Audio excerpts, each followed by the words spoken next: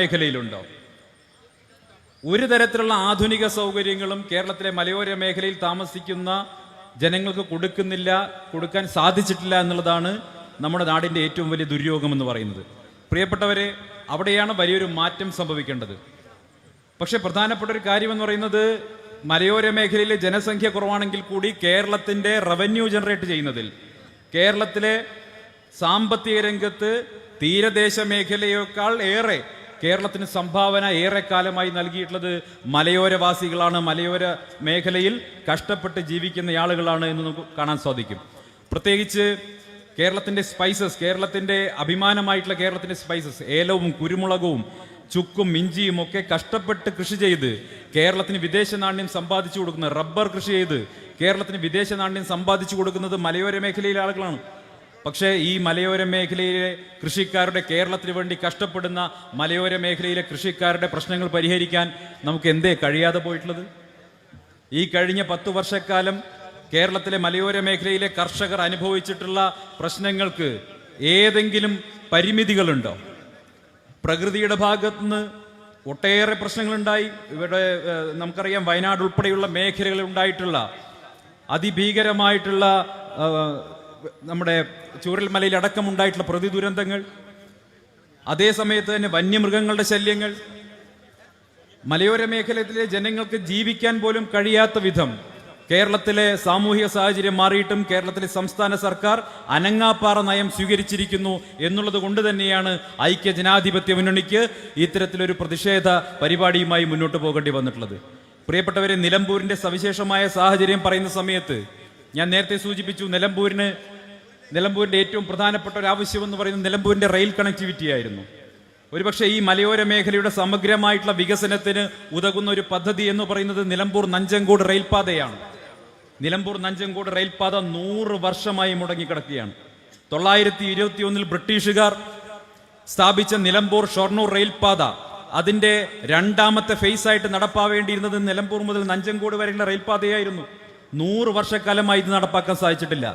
കഴിഞ്ഞ ഉമ്മൻചാണ്ടി സർക്കാർ, ഐക്യ ജനാധിപത്യ മുന്നണി സർക്കാർ, കേന്ദ്ര സർക്കാരും കേരളവും ചേർന്ന് സംയുക്ത പദ്ധതിയായിട്ട് ഇത് നടപ്പാക്കാൻ വേണ്ടി തീരുമാനിക്കുകയും DMRC അതിന്റെ ചുമതല ഏൽപ്പിക്കുകയും ചെയ്തതാണ്. പക്ഷേ പിണറായി വിജയന്റെ നേതൃത്വത്തിലുള്ള LDF സർക്കാർ അധികാരത്തിൽ വന്നതോടുകൂടി നിലമ്പൂർ നഞ്ചൻകോട് പാതയെ അട്ടിമറിക്കുകയാണ് പിണറായി വിജയന്റെ സർക്കാർ ചെയ്തത്. ആ നിലമ്പൂർ നഞ്ചൻകോട് പാത ഒരിക്കലും വരാത്ത രീതിയിൽ അതിനെ അട്ടിമറിക്കാൻ വേണ്ടി ഗൂഢാലോചന നടത്തിയത് മുഖ്യമന്ത്രി പിണറായി വിജയനാണ്. എന്തിനു വേണ്ടിയാണ്?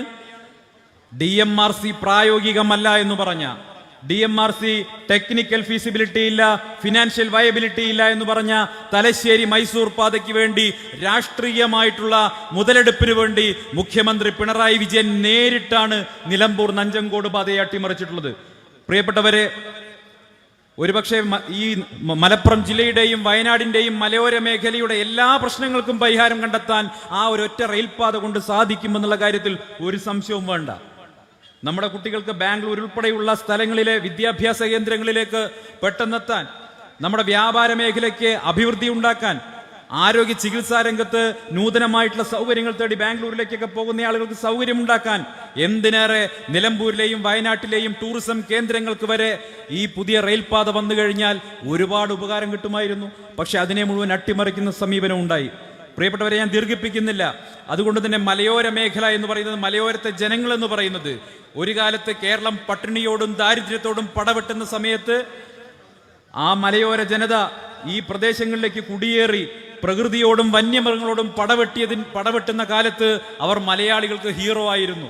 ഇപ്പോ അന്നത്തെ സിനിമകളിലൊക്കെ നായകന്മാരാക്കി മലയോരത്തെ കർഷക ജനതയെ ചിത്രീകരിച്ചിരുന്നെങ്കിൽ ഇന്ന് മലയോര ജനതയെ വില്ലന്മാരായി ചിത്രീകരിക്കാൻ വേണ്ടിയാണ് ഇവിടെ ചില ആളുകൾ ശ്രമിക്കുന്നത്. ഒരു കാലത്ത് ഈ കേരളം ദാരിദ്ര്യത്തിലും പട്ടിണിയിലും കൂപ്പുകുത്തുന്ന സമയത്ത് മലയോര മേഖലയിൽ വന്ന് ഇവിടെ പടവെട്ടി പണിയെടുത്ത് ജീവിച്ച ഇവിടുത്തെ കർഷകരാണ് കേരളത്തെ പോറ്റി വളർത്തിയത് എന്നുള്ള കാര്യം നമ്മൾ മറന്നുകൂടാ എന്ന് മാത്രമേ ഞാൻ പറയാൻ ആഗ്രഹിക്കുന്നുള്ളൂ. അതുകൊണ്ട് തന്നെ മലയോരത്തെ ജനങ്ങളുടെ ജീവിത പ്രശ്നങ്ങൾ പരിഹരിക്കുക എന്നുള്ളത് കേരളത്തിലെ ഓരോ രാഷ്ട്രീയ പാർട്ടിയുടെയും ഓരോ പൊതുപ്രവർത്തകന്റെയും ഉത്തരവാദിത്തമാണ്. അതിൽ നിന്ന് പിന്തിരിഞ്ഞോടാൻ കേരളത്തിന്റെ സർക്കാരിനെ അനുവദിക്കുകയില്ല എന്ന് പ്രഖ്യാപിച്ചുകൊണ്ടാണ് കേരളത്തിന്റെ ബഹുമാനായിട്ടുള്ള പ്രതിപക്ഷ നേതാവ് UDF ഈ സമരജാഥ സമരജാഥ തുടങ്ങിയിട്ടുള്ളത്. ഈ സമരജാഥയ്ക്ക് സമരനായകന് എൻ്റെ എല്ലാ അഭിവാദ്യങ്ങളും നേർന്നുകൊണ്ട് ഞാൻ അവസാനിപ്പിക്കുന്നു. ജയ് ഹിന്ദ്.